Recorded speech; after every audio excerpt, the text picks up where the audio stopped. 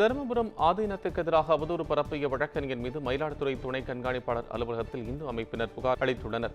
தருமபுரம் ஆதீனம் 27வது குருமகா சன்னிதானம் மற்றும் திருமணம் குறித்து விளம்பர ஆதாயத்துக்காக சிறுமைப்படுத்தி அவதூறு மற்றும் பிரிவினைவாதம் பேசி சமூக அமைதியை சீர்குலைக்க முயற்சிக்கும் வழக்கறிஞர் சங்கமித்திரன் ஆசீர்வாதம் என்பவர் மீது உரிய நடவடிக்கை மேற்கொள்ள கோரி இந்து எழுச்சி பேரவை, அகில பாரத மக்கள் கட்சி, இந்து புரட்சி முன்னணி உள்ளிட்ட இந்து அமைப்பினர் கூட்டாக மனு அளித்துள்ளனர்.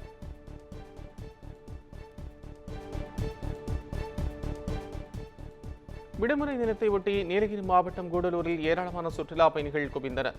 கோடைக்காலங்களில் பல்வேறு மாவட்டங்களில் வெயில் சுட்டரித்து வரும் நிலையில் நீலகிரியில் நிலவும் இதமான காலநிலையை அனுபவிக்க ஏராளமான சுற்றுலா பயணிகள் வருகை தருகின்றனர். இந்நிலையில் மே தின விடுமுறையை ஒட்டி கூடலூரில் குவிந்த சுற்றுலா பயணிகள் பைக்காரா படகு இல்லத்தில் அதிவேக படகு மற்றும் ஸ்கூட்டர் போட்டுகளில் சவாரி செய்து மகிழ்ந்தனர்.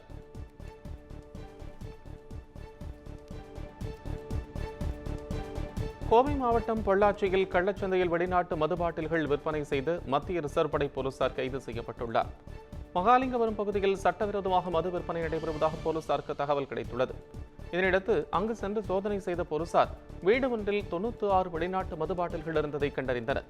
இதனை பறிமுதல் செய்த போலீசார் சட்டவிரோதமாக மது விற்ற மத்திய ரிசர்வ் படை காவலர் மணிகண்டனை கைது செய்தனர். மேலும் அவரிடம் நடத்தப்பட்ட விசாரணையில் மதுரை, திருச்சி ஆகிய விமான நிலையங்களிலிருந்து புரோக்கர்கள் மூலம் வெளிநாட்டு மது வாங்கி வந்து விற்பனை செய்து வந்தது தெரியவந்தது.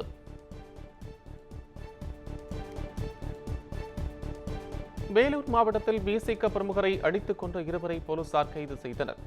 ஆவாரம்பாளையத்தைச் சேர்ந்த விசிக பிரமுகர் சரத்குமார் கடந்த 28ஆம் தேதி இரவு அப்பகுதியில் உள்ள டாஸ்மாக் அருகே கொலை செய்யப்பட்டு கிடந்துள்ளார். இச்சம்பவம் தொடர்பாக மலைக்கோடி பகுதியைச் சேர்ந்த டேவிட் ராஜா மற்றும் ஆவாரம்பாளையத்தைச் சேர்ந்த சிவாவை போலீசார் கைது செய்தனர். தொடர்ந்து அவர்களிடம் நடத்தப்பட்ட விசாரணையில் டாஸ்மாக்கு வந்த டேவிட் ராஜாவிடம் மது வாங்கி தரும்படி சரத்குமார் தகராறில் ஈடுபட்டுள்ளார். அப்போது டேவிடும் சிவாவும் சேர்ந்து மது பாட்டில் மற்றும் கல்லை கொண்டு தாக்கியது சரத்குமாரை கொலை செய்தது தெரியவந்தது.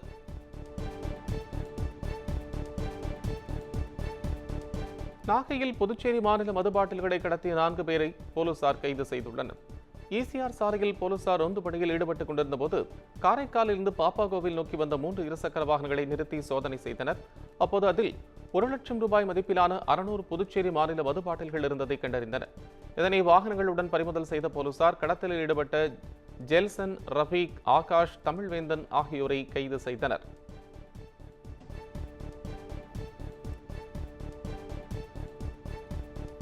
திருவாரூர் மாவட்டம் தம்பிக்கோட்டையில் ரயில் விபத்தில் சிக்கி இளைஞர் ஒருவர் தனது 2 கால்களையும் இழந்த சம்பவம் சோகத்தை ஏற்படுத்தியுள்ளது. மரவன்காடு பகுதியைச் சேர்ந்த சுரேஷ் ரயிலில் தனது 2 கால்களையும் தொங்கவிட்டபடி படியில் அமர்ந்து பயணம் செய்து வந்துள்ளார். புது ரயில் தம்பிக்கோட்டை ரயில் நிலையத்திற்குள் நுழையும் போது பிளாட்பாரத்தில் சிக்கி தனது 2 கால்களையும் அவர் இழந்தார். இதனைத் தொடர்ந்து அங்கிருந்த சக பயணிகள் அவரை மீட்டு திருத்துறைப்பூண்டியில் உள்ள அரசு மருத்துவமனையில் சிகிச்சைக்காக அனுமதித்தனர். இச்சம்பவம் குறித்து காவல்துறையினர் விசாரணை மேற்கொண்டு வருகின்றனர்.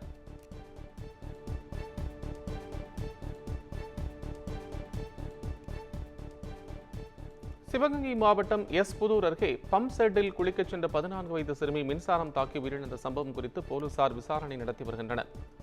கலங்காலப்பட்டி கிராமத்தில் சில நாட்களாக முறையாக தண்ணீர் விநியோகிக்கப்படாததால் அப்பகுதியில் உள்ள பம்பு செட்டிற்கு 14 வயது சிறுமி திவ்யா தனது தங்கையுடன் குளிக்கச் சென்றுள்ளார்.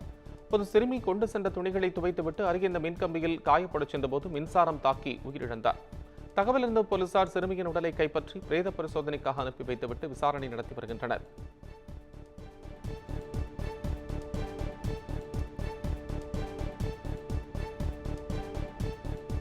ராமநாதபுரம் மாவட்டம் கமுதி அருகே பள்ளிக்கு தேவையான பொருட்களை முன்னாள் மாணவர்கள் சீர்வரிசையாக எடுத்து வந்து வழங்கிய சம்பவம் நெகிழ்ச்சியை ஏற்படுத்தியுள்ளது. பெருமாள் குடும்பம்பட்டியில் 1955ஆம் ஆண்டு தொடங்கப்பட்ட ஊராட்சி ஒன்றிய ஆரம்ப பள்ளியில் 64 மாணவ மாணவியர் படித்து வருகின்றனர். இப்பள்ளியில் படித்த முன்னாள் மாணவர்கள் பள்ளிக்கு தேவையான டேபிள், சேர்கள், கடிகாரம், கம்ப்யூட்டர், மின்விசிறி, LED டிவி உள்ளிட்ட 2 லட்சம் ரூபாய் மதிப்பிலான பொருட்களை வழங்கினர். முன்னதாக டிராக்டரில் சீர்வரிசையாக தாரை தப்பட்டை முழங்க ஒயிலாட்டத்துடன் ஆட்டம் ஆடியபடி வந்து பொருட்களை வழங்கினர்.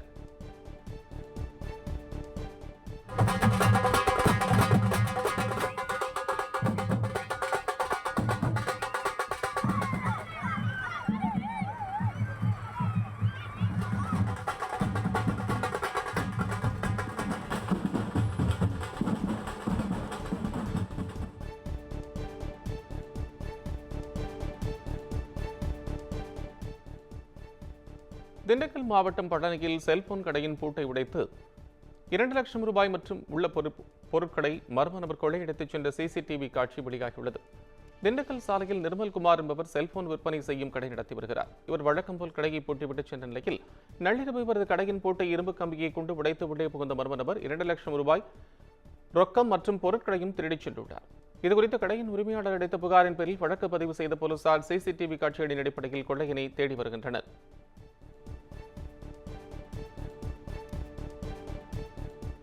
கோவையில் செம்மண் கடத்தியதாக 4 பேரை போலீசார் கைது செய்தனர்.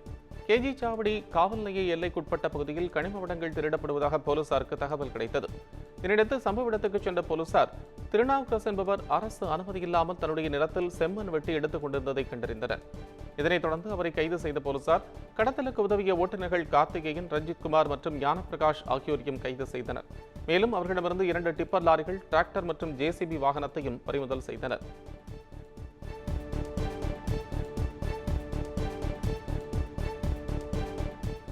சேலம் மாவட்டம் மேட்டூர் அருகே பேரலில் பதுக்கி வைக்கப்பட்டிருந்த 200 லிட்டர் சாராய உரலை போலீசார் அழித்தனர். பாலமலை வனப்பகுதியில் மதுவிலக்கு போலீசார் தீவிர சோதனையில் ஈடுபட்டனர். அப்போது நீரோடி பகுதியில் பாறை மறைவில் 200 லிட்டர் கள்ளச்சாய ஊரல் இருந்ததை கண்டறிந்தனர். இதனையடுத்து அதனை தரையில் கொட்டி அழித்த போலீசார் தப்பி ஓடிய கள்ளச்சாராய கும்பலை தேடி வருகின்றனர். திருவண்ணாமலை மாவட்டத்தில் உள்ள அருணாச்சலேஸ்வரர் கோயிலில் சித்திரை வசந்த உற்சவ முதல் நாள் விழா வெகு விமர்சையாக நடைபெற்றது. இதனையொட்டி அண்ணாமலையார் உடனாகிய உண்ணாமலை அம்மனுக்கு சிறப்பு அபிஷேகம் நடைபெற்றது. இதனைத் தொடர்ந்து பூமாலை அலங்காரத்துடன் மகா தீபாராதனை நடைபெற்ற நிலையில் 3ஆம் பிரகாரத்தில் உள்ள 4 கால் மண்டபத்தில் பொம்மை பூ போடும் நிகழ்வு நடைபெற்றது. பின்னர் மகிழ மரத்தை சுற்றி 10 முறை அண்ணாமலையார் உண்ணாமலை அம்மன் வெட்டிவேர் பல்லக்கில் எழுந்தருளி பக்தர்களுக்கு காட்சியளித்தனர்.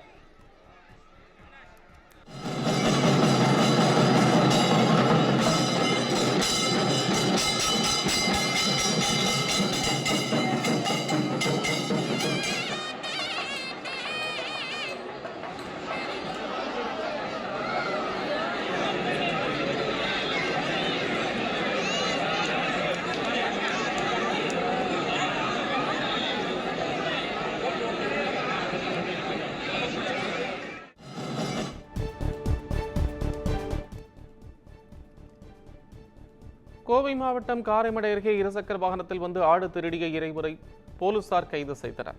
காரமடையைச் சேர்ந்த நவமணி ஆடு மேய்த்துக் கொண்டிருந்த போது அங்கு இருசக்கர வாகனத்தில் வந்த இளைஞர்கள் இருவர் குடிக்க தண்ணீர் கேட்டுள்ளனர். இதனைத் தொடர்ந்து நவமணி வீட்டிற்குள் தண்ணீர் எடுக்கச் சென்றபோது இளைஞர்கள் அவருடைய ஆட்டு கிடா ஒன்றை திருடிக் கொண்டு தப்பிச் சென்றனர். இதனைக் கண்டு அதிர்ச்சியடைந்தவர் பொதுமக்களின் உதவியுடன் ஆடு திருடர்களை பிடித்து காவல் நிலையத்தில் ஒப்படைத்தார். தொடர்ந்து போலீசார் நடத்திய விசாரணையில் அவர்கள் காவடிப்பாளையத்தைச் சேர்ந்த அசோக்குமார் மற்றும் கோவில்பாளையத்தைச் சேர்ந்த ராமச்சந்திரன் என்பது தெரிய வந்தது. இதனைத் தொடர்ந்து இருவரையும் கைது செய்த போலீசார் அவர்களிடமிருந்து ஆடு மற்றும் இருசக்கர வாகனத்தை பறிமுதல் செய்தனர்.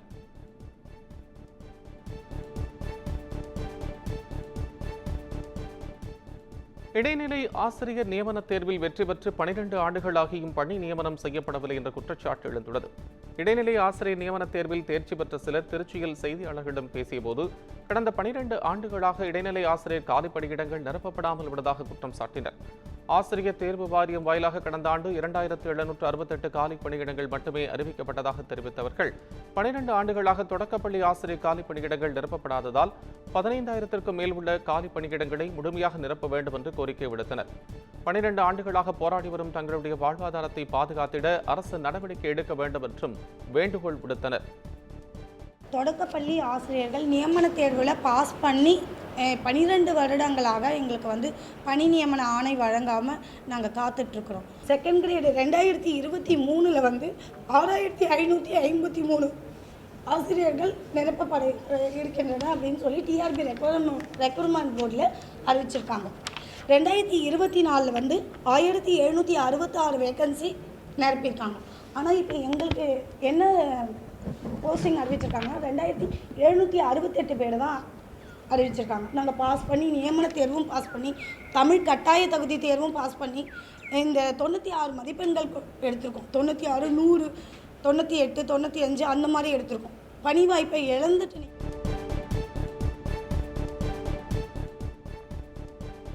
தஞ்சை மாவட்டம் திருவிடைமுருதூர் அருகே திரிபுர சுந்தரி சமேத திருக்கோட்டீஸ்வர சுவாமி கோயில் சித்திரை பிரம்மோற்சவம் கொடியேற்ற நிகழ்ச்சியில் திரளான பக்தர்கள் கலந்து கொண்டு சுவாமி தரிசனம் செய்தனர். இதனையொட்டி விநாயகர், வள்ளி, தேவசேனா சமேத முருகப்பெருமான், திருக்கோட்டீஸ்வரர், திரிபுர சுந்தரி, சண்டிகேஸ்வரர் ஆகியோர் கொடிமரம் அருகே எழுந்தருளினர். இதனைத் தொடர்ந்து நாதஸ்வர மேளதாளம் முழங்க, சிவாச்சாரியர்கள் வேத மந்திரங்கள் போத கொடிமரத்திற்கு பல்வேறு அபிஷேகங்கள், சிறப்பு பூஜைகளும் நடைபெற்றது. பின்னர் நந்தியம் பெருமான் சின்னம் பொறிக்கப்பட்ட கொடி கொடிமரத்தில் ஏற்றி வைக்கப்பட்டது. இதனையடுத்து கொடிமரத்திற்கும் சுவாமி அம்பாளுக்கும் கோபுர ஆரத்தி செய்யப்பட்டு 16 விதமான சோடச உபச்சாரங்கள் மற்றும் பஞ்சமுக்தியும் செய்யப்பட்டது.